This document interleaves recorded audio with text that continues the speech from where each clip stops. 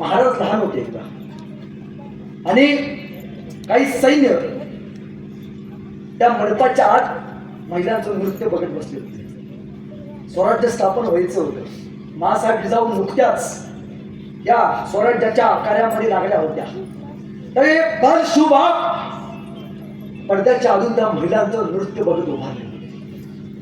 ही खबर एका महाराजांच्या सेवेकरीने, शहाजी राजांच्या सेवेकरीने बघितली आणि ती सेवेकरी मासाहेब जिजाऊकडे गेली आणि जिजाऊंना म्हणाली, आऊसाहेब आपला शुभा पडद्याच्या अडून महिलांचं नृत्य बघतोय.